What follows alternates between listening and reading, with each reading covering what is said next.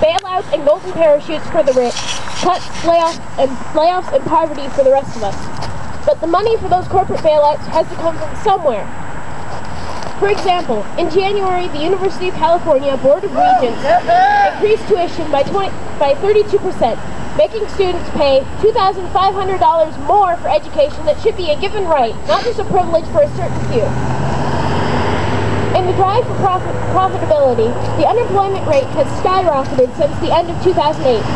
31 million workers are unemployed in the U.S. today, and the number continues to rise, and even at home, Governor Culver is implementing a 10% budget cut across the board, cutting the state budget by $600 million, and saying he is forced to do so. We will no longer stand for these atrocities that Wall Street capitalists are making us pay for.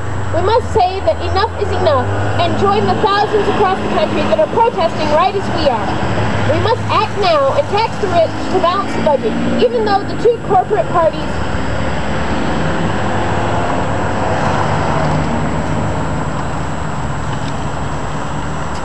consider this unrealistic. But as the working class, or as students, we need to break free of what is acceptable to the parties of big business and point towards what needs to be done instead.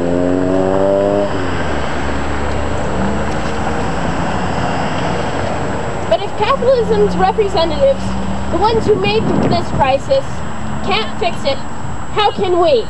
The truth is, we can't rely on corporate politicians or CEOs of any stripe to bail us out of this recession. But we can bail ourselves out through unity and struggle. Socialist Alternative, part of an international political organization, fighting in schools, workplaces, unions, and on the streets to bring together the struggles of workers and students everywhere and direct them against their common cause. The capitalist system that breeds poverty, recession, and war, placing profit over human needs every time. We need to make our voices heard. We need unions that fight, not rollover. We need student organizations that fight for our right to a quality education.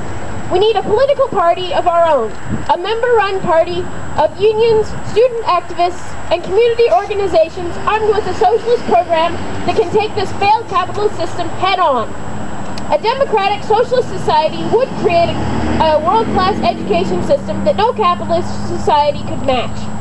Free, high-quality education for all. Teachers, students, and the broader public would set education standards, shifting focus from pass-fail tests to a curriculum focused on growth as human beings and to help students to find a career that best suits them.